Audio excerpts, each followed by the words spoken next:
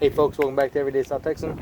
Just want to show you guys what I take with me when I go RVing. I leave this in the RV, and that way I've got material to maybe fix something or repair something while we're on the road if something breaks. And I'll in the video I'll go over all the things that have broken on my brand new Prowler 250BH travel trailer. So some things that I've got some leftover cable wrap. I wrapped it around the cable that connects to the truck from the RV. That way it just when it's got less chance to get tore up. Tried and true zip ties, you always got to have some of those. Got to have that duct tape. I've got several rolls. This is just the one that I carry in my tool bag, and so I've got Gorilla Tape, some tear aid. So I use this for repairing and patching vinyl things like tubes, inflatables, things like that. I think you can get it at Walmart and Academy. I got this on Amazon years back. This right here is Eterna Bond. If you've got a hole or tear or something that needs patched right away, Eterna Bond cannot be beat. It has a thick rubbery mastic, and once it gets on, it will seal it. It's got a layer of plastic here so it doesn't roll up on itself. But once you peel it and put this on, it seals any holes and things like that. When I had my hybrid camper, the canvas on it, the previous owner had put some on the canvas because it had torn, and all the years that I had that thing, it never tore or had any water leakage through that Eterna Bond patch. So get you some Eterna Bond for anything that you may need patched in a pinch. Miscellaneous hardware that I used in the camper. These little L brackets. I had a, sorry about the wind, guys.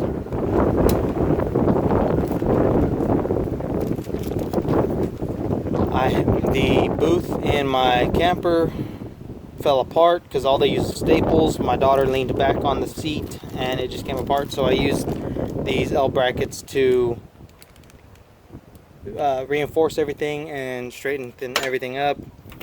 Got some Teflon tape. Talk about that later.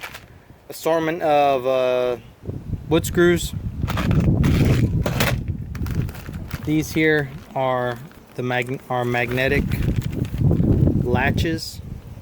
The storage compartment in the back did not have a catch. Didn't come with one because there's a window there.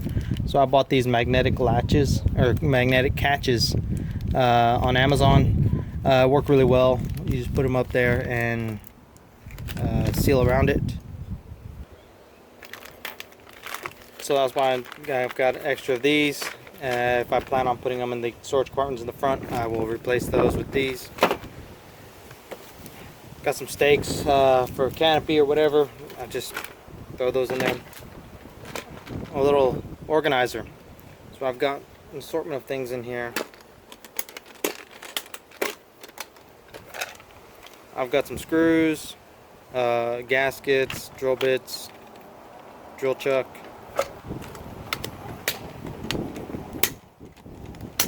And that's just anything that doesn't have a package will go in here.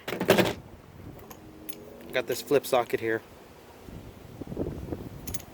on an extension for the lugs. So whatever size you got, 21 or 19, you just flip it over and go. I've got 2-foot 1/2 inch breaker bar that I take the lug nuts off with. That's a must.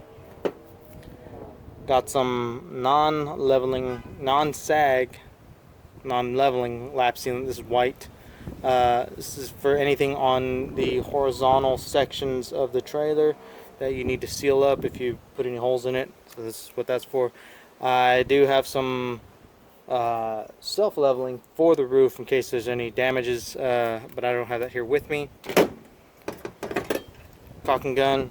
We'll see how this one holds up. I bought this one in a pinch at Walmart.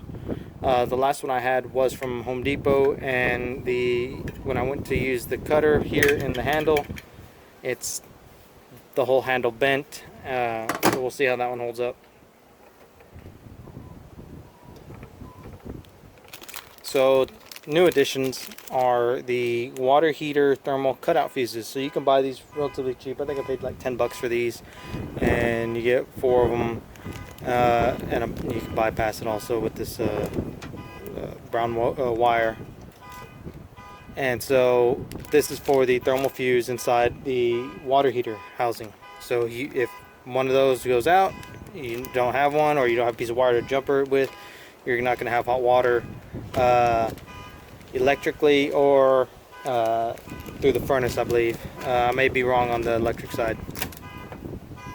I got this little cheap circuit analyzer / surge protector. So this is, a lot of people say this isn't a surge protector, but it is. This will protect up to, I forget how many joules, but this is a surge protector. I just like to use it to analyze a circuit.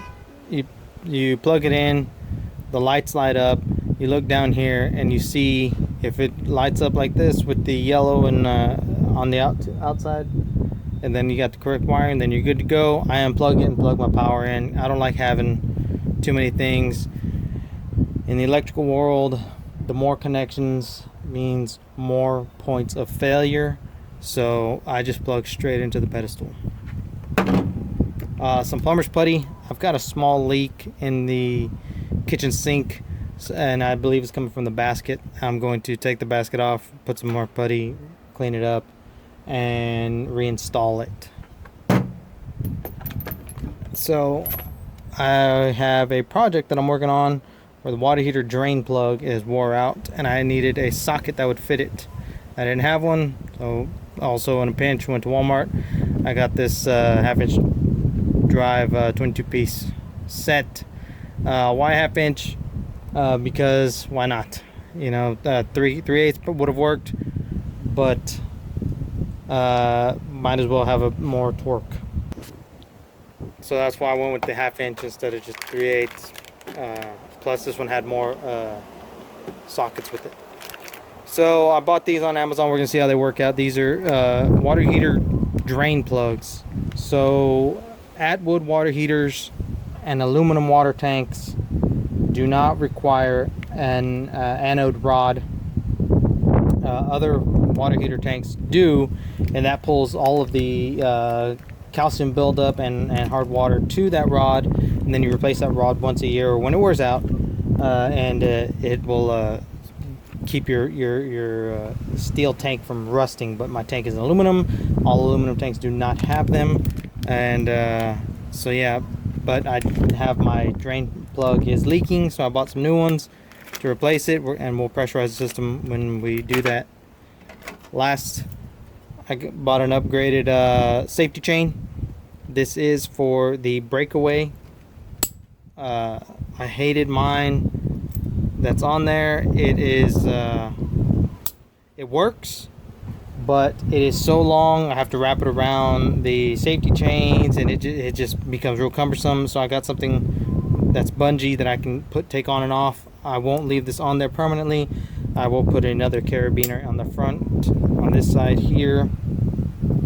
That way when it connects to the breakaway portion, it will just be a quick connect. So yeah, so that's everything I carry in my tool bag when I'm camping. It's ever growing. I'm sure I'm gonna put some more things in there, but yeah, just start with one thing. Start with this is a cheap tool bag I got from Harbor Freight. It's pretty big. Just start with the tool bag. Just start putting things in there. You don't have to have the best of everything. The tools you have are 100% better than the tools that you wish you had.